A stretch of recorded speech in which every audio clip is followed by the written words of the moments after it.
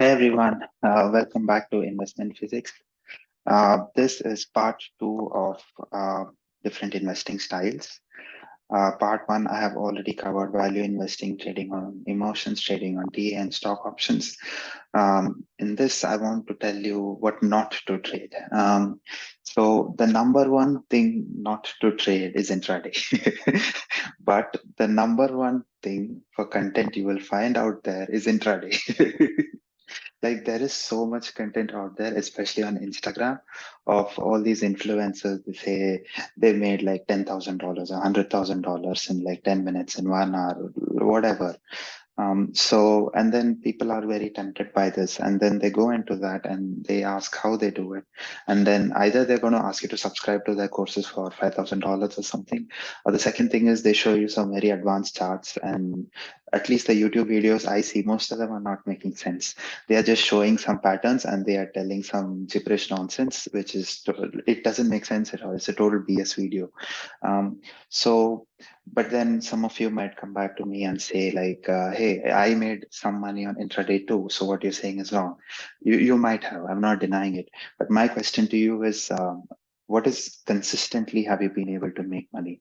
Like when you go consider it over a month, over a year, over a quarter, using a well-defined strategy, just using intraday, have you been able to do it? And most of the time, the answer is no. Also, intraday trading requires a lot of time. Like you will have to be glued to the monitor, especially during the opening and the closing hours where a lot of order flow is happening. And you will be also very emotional because there is rapid rises and falls in very short period of time. So it may not be suitable to all investors. If you are a beginner investor or actually at any level of investing, I don't think intraday is a way to consistently make money. The second thing I want to talk about is trading on news or macroeconomics. Um, Let me give you an example. So currently, US is going through a banking crisis. There are a lot of news articles out there that there is going to be a recession. And then some of you who know how to do these things, they might buy puts that happen in December or something like that, hoping that the stock market falls down a lot. Um, the thing about trading on such news or macroeconomics is it is very hard to speculate. It's somewhat like you're in a boxing match and you're going to think, you know what, I'm going to give him a jab like this, and the other guy is going to fall down, and I'm going to win this match, game over.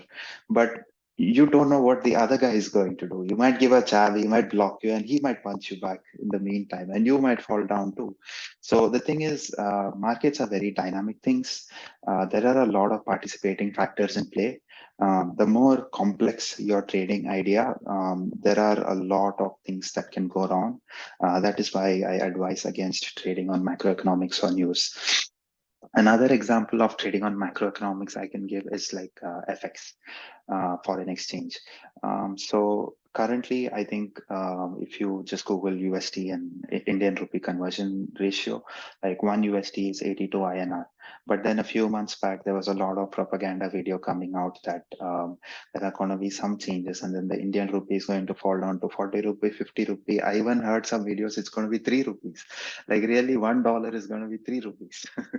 So, but if you think that this is going to happen, and if you decide to place trades using this type of info, um, one is this could very well be a propaganda, and second is there are too many complex market factors at play that you could lose your money. um, but to say this, I also have to say there are people who have made money using these methods. They are not common investors. These are professional investors, but they have worked it to their advantage. One example I would give is George Soros. I think in 92 or something like that, he traded against the pound, and he's called as the man who broke the Bank of England. You can go look up the details yourself, but he was basically betting against the British pound, and then he made I think $1 billion or something in this method. Of course, he only did it based on some complex macroeconomic things. So again, these are definitely not methods for common investors. For a common investor, the simpler your idea, the more likely you will be able to make a profit.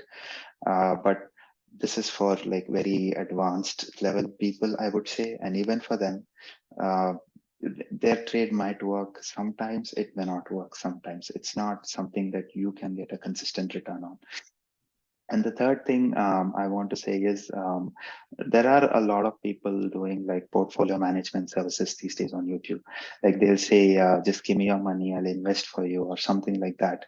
Or especially in India, I feel this happens more. Like the US has a lot of regulation, but in India, there are like small cities they go into, not the big metropolitan cities.